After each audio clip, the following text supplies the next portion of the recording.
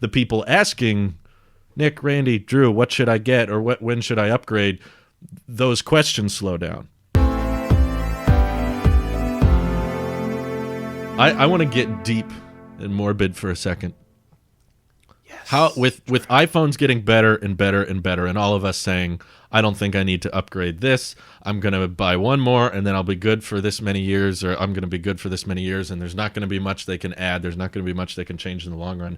How sustainable do you think covering consumer electronics news is going to be Completely long term? unsustainable. I was just thinking about this today. Honestly, Really? Literally thinking about this today. Tell me your thought process. To be completely honest with you guys, both you and Drew Just and us. No one else can hear us. And everyone else too.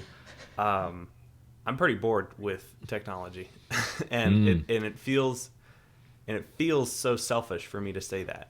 Like, we're living in a world where I can pick up a computer that is more powerful than any computer from 5-10 years ago, any consumer computer from 5-10 years ago, for less than $1,000, and significantly less than $1,000, $700 out of the store. That is an amazing time period to live in. Like, Quantum leap. almost infinite power in small boxes that are super cheap. Same with my phone. Like, this iPhone 12 mini has the same chip as the I don't know, 5 nanometer 5 nanometers. design. Okay, whatever. But they're like, this thing's super powerful too. The Geekbench on this is in the 4000s, and it's very impressive to live in this time. But at the same time, I am very, very bored and very like, it used to not take a lot for Apple to impress me. Like, I remember I was really impressed with the 3rd generation iPad, which literally the only increase with that was the Retina display. That was the only, and it got thicker, and the battery life got worse, and like, that was a bad iPad objectively. But I remember being so excited about the 3rd generation iPad with the Retina display back in, when was that, 2012, 13? I don't remember. Anyway, but it was a very, very minor update. But I was like, "Oh, this is awesome!" I remember that day, actually. I have not felt that in a long time. Even with the M1 Mac Mini, unboxing it, opening up Motion, I was like, "Huh." My exact reactions were, "Huh, good." Like, it wasn't exciting. It wasn't, and that's my own fault, because I have become so ingrained and involved with the tech community and being, up to date on all of these exciting products that each one, the amount that they have to one up themselves to make me excited again is impossible now. Like, I mean, the Unicorn MacBook Pro is like, or the iMac are like the two products that I'm, slightly looking forward to, and they're gonna have to be really impressive to get me that level of giddy again. And I don't know if that'll ever happen. And then there's the whole, I know these things are just spy devices that are just listening to me, and, tracking my every movement and my every thought. Yeah. Which then again, it's like, okay, how can I disconnect myself a little bit from these and, have that space where I can, go on a walk and not think about, technology, or have it, know my thoughts. But, and then there's also the certain fact that us three are forwarding this agenda of consumerism. And as talking on the show, talking to you guys listening, all we're doing is, making you guys more excited to kind of waste your money, in my opinion. They're good products, and, if you need a Mac, the M1 Mac Mini is a great buy. So is the 12 Mini. But at the end of the day, an iPhone 8, an old MacBook Pro could do the job. And it did for a long time. And I just wonder how sustainable all this is, as the internet starts to crash and burn and people get more and more mad at each other. How sustainable is the tech community going to be? Very sustainable. It's a tough one. Very. Okay, good. I have a job. Okay, there's hope. Oh, yeah, no, the thing is, in your specific case, Nick, you said that you're getting bored. I don't mean to say it as an insult, but like that's a you problem. That's not a tech problem. That's you. People who are holding on to their I phones think a lot of people for are getting bored, though. huh? I think a lot of people are getting bored. I disagree, but I also think that's not for any of us to say. That's for them. People who don't upgrade every year do appreciate the technology that we get. When we're constantly buying accessories like iPad keyboards and AirPods this and iPhone, like for us, it's part of it. We justify it's like, well, we're kind of reviewing it. It's kind of like our job, whether we return or not. Like we get hands on. You don't get the euphoria the same way. But much like anything else, if delayed gratification has a higher endorphin release once we do get it. And when I picked up the 12 mini for the first time, I was like, I fell in love with iPhone again the same way I fell in love with driving when I got behind a Model 3. And I look for reasons to drive, and I look for reasons to grab my phone because I have that appreciation for it, because the delayed gratification of knowing that I got to get the smaller phone finally, that was my ooh. And for me, I'm like, oh, that's my use case and why I'm excited for it. I think people who listen to us, I don't think we're promoting consumerism more so than we're talking about our affection of the technology and what it empowers us today. And that's universal, whether it lives with Apple, whether we're talking about tech. What we're really talking about is this is a tech show, or Mass is a tech show, but we talk about we're futurists. We're always speculating about tomorrow and what we're expecting, because that you don't burn out on that because it hasn't happened yet. Your limitation is the imagination at that point about, oh, here's what we can see go with this or that and all that and that. But we're not over here saying, guys, you need to go buy the HomePod Mini for the same thing. We're saying if you're in the market, get this over the HomePod per this reason. I think we've been very responsible in regards to making purchases, and I think just based off of the tweets that I get tagged in, when somebody's asking for my opinion or something, I think I'm starting to understand why people value what we say. Because I was like, why do people care what I have to say? I'm starting to understand that they're looking at it from the same context that we talk about it, and we have all been very actively saying to promote good financial decisions and a certain digital minimalism, or just financial minimalism, in the sense of like just apply critical thinking when you buy something. We chose Apple out of critical thinking, not because nobody calls us blind Apple sheep anymore. If they do, then they're ignorant, because I've heard these arguments over again. Like we have actual reasons about why, which became software based. And software is the reason why I don't think we are in trouble with technology at any point. Software has become the main focus for a very long time, which is why they move towards services with Apple, and why we keep getting better refinements with it. The hardware is only as good as the software will be with the user experience portion of it. And much like anything else, that's now limited on what. There is certain limitations with hardware-wise, like why we don't have Final Cut Pro on an iPhone 12 mini, but for practical use, not very specific use cases, the imagination against, like, you can now customize your home screen to have certain icons. It's whatever you want it to be. Nick, you rocked your having the apps at the very bottom by cheating it with blacked out empty spaces, because that was your imagination going to work, and things like that. Yeah. Keep it unique and innovative for individual people if they choose to do it. But I also think that a lot of people don't really care all that much, that they're so wrapped up with everything else in life. Technology is an accessory to their life. It's not their full-on life. They rely on it. They depend on it for going onto their bank and communicating with loved ones and stuff like that. But it's not like, oh, if this doesn't have 120 refresh rate, then I'm going to lose my mind. That's just us getting excited about something that hasn't happened yet. We don't talk about promotion on the iPad the same way because it's there and we appreciate it. But we will talk about a possible promotion for the 12-13, because it's like, ooh, it's right around the corner and it's new. So I don't think I don't have the morbid outlook, and I don't think that we are being irresponsible when we talk about tech, because I think we're coming from a very responsible standpoint, just based off of the people who listen to the show. Reoccurring listeners know who we are, and they understand our intent with it. So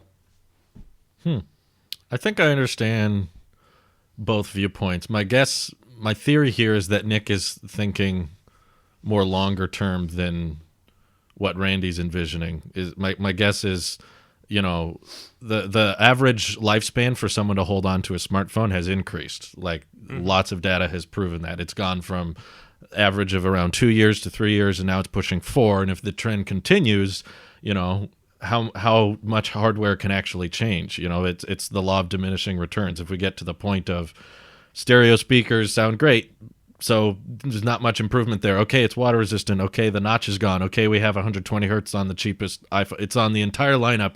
They're all portless. Now what? Now what? Now what? And when you run out of functional things to incentivize people to upgrade, you start going aesthetic. That's why the bezel-less trend has begun. It's just like, well, we can't think of many like biometrics or too many functional features that your old phone doesn't have, so we're just going to try to make it look better. So you push all the pixels out of the way. Then what? Now how do we convince people to upgrade if the phone is going to look and operate exactly like your 5-year-old iPhone? Then the upgradability, same with like, okay, let's say we get our dream iMacs this year and it looks like an iPad Pro on a stick with the thin bezels, and it's got groundbreaking Apple silicon with tons of overhead, and it's got plenty of capability. What are we upgrading for? What are we waiting for? And you know, the iOS wish list gets shorter every year when it comes to software, and we kind of get annoyed and flustered by Apple's push of services, and I get why they're doing it as a business, but from a consumer standpoint, it just starts to get annoying of like, we're going to come up with this service, and we're going to come up with this service, and this service, and please subscribe to our thing.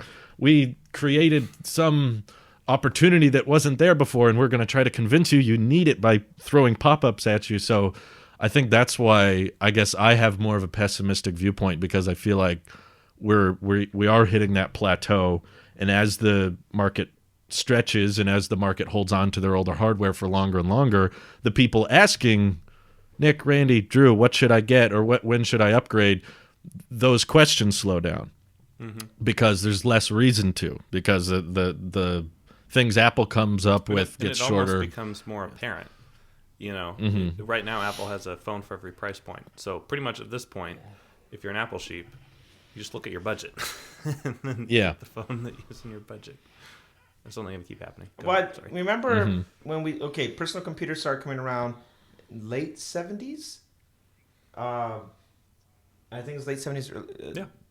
Yeah. So it never stopped. It just innovated, and it became, and I mean true innovation. It evolved with the time, and that's what's going to happen. Smartphones will die, and something will replace it. My prediction is wearables, and it's not, and it might not just be one. Whether it's our watches or the glasses or the whatever. The portable iPhone or the portable smartphone killed the laptop. A portable computer, a portable computer killed the desktop, and I see innovation and evolution in the hardware, and when it comes to actual technology, based off of now what's going to kill smartphones. And I think wearables will be that replacement, because the line gets blurrier of you tapping into what is online now. We're always connected now. Before, you had a hard cut, like once you got off a dial-up, you're offline, and then that was that. Now it's we are all connected at all points. It's just a part of our life. How much, and it's a different conversation to talk about, you know, privacy and all. That's a whole different thing. But we are always online now, and we now the hardware needs to, and it's kept up with it. But how can we now make it more convenient, more seamless, blur the lines even more? And that's where the wearables would come in and stuff like that. So I don't think at any point with technology down the road is in trouble. It will evolve as our needs have evolved, and even about things that we can't even fathom to imagine right now what would be like in 10 years. I could in 2010.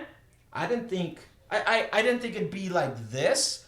I thought we would see this part maybe 20 years from now, about how I would have never said I can work completely off of an iPad if I needed to.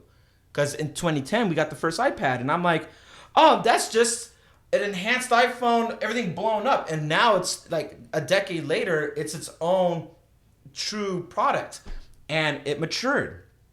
And I would have never predicted that 10 years ago. I don't have that type of foresight, and I'm not that smart like that. So in 10 years from now, we'll see a completely new world based off of technology and everything that comes to it. So it just evolves, and we all adapt. Everything. I don't think it's a straight linear line. I think things adjust based off of the needs of the world. I guarantee we'll see the repercussions of what happened last year with the pandemic in the form of new products that are going to come out with technology to make sure that if something like that ever happens again, we it's not as the obvious one is Touch ID, right? Like in Face ID, that's the most obvious one. But then I can see, hey, here's how you can tell if somebody's been exposed.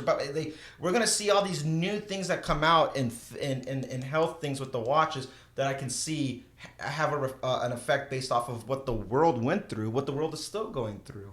So that's gonna change the course of technology forever, and I'm curious to see how that plays out. Doesn't mean it's gonna prioritize something, but is now gonna be a forethought of this to come.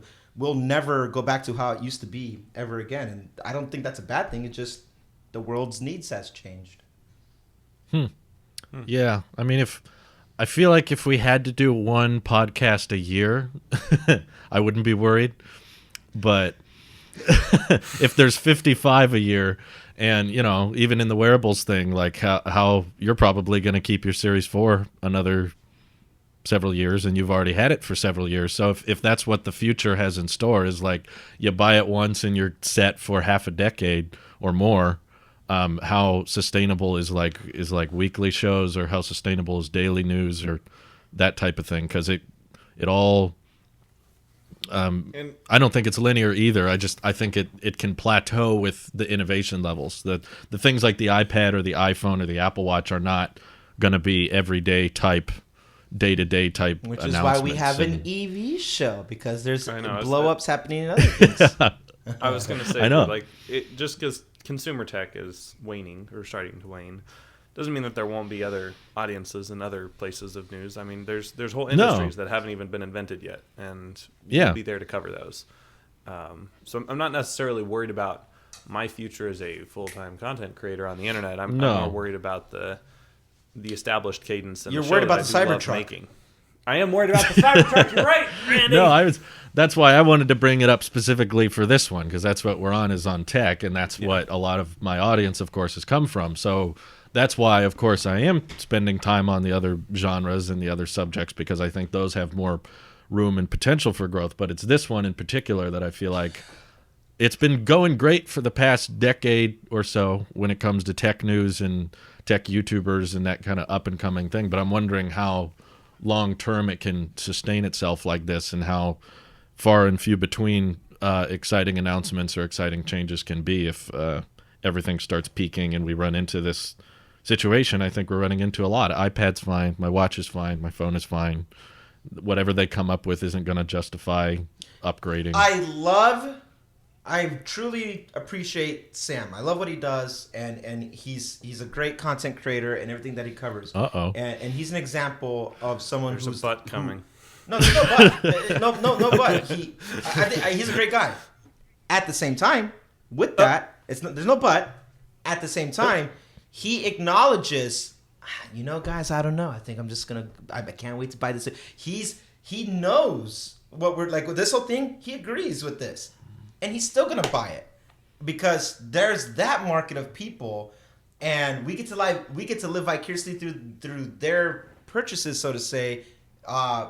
Just because us three have common ground, it wasn't always like this. Nick was buying 5 Apple Watches, we all had our vices. 7, come on. We all have our vices in a sense, but we've changed as friends. We talk about a lot of stuff, and our needs in our lives have changed. I don't think we represent everybody else, because there are people who, I can't wait to buy. A very good friend of mine buys a new one. He's on the upgrade program. He doesn't want to own any of it. He doesn't care anymore. He's like, I'm gonna upgrade every year, and I can't wait to play with it. And it's just part of his life budget now. Every year, annually, he's like, I know I'm paying for this, and there's that. And I know more people in my life who follow that model than the I want to buy outright and own. They don't want the latest or hold on to the same watch. They want a new watch. They want a new this, new that, and they love playing with it. And that's their toys.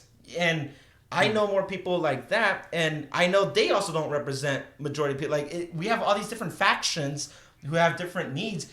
And the cool part is that Apple caters to all of it. You want to own it outright, you buy it outright. You want to just rent it from us, rent it from us. They don't care. Here's the means of however you want. Let me just get it in your hands, and then you decide. And then same thing with subscriptions for the same way, for that same purpose. So I think we'll always have the drastic on both ends. I got people who are still holding on to their iPhone 6. I'm like, at this point, you literally don't have a reason to, but they're like, it still works. That's good enough for me. I'm like, okay. And then I got people who are like, if they drop a product red 12 Pro Max tomorrow, I'm getting that phone. And that's there, and we fall in the spectrum somewhere in between that. Except Drew. Drew will get the 12 Pro Max product red tomorrow. That's his non-negotiable. Well, that's what I get. Yeah, I don't doubt our ability to find something to talk about, but I guess I somewhat doubt people's interest in listening.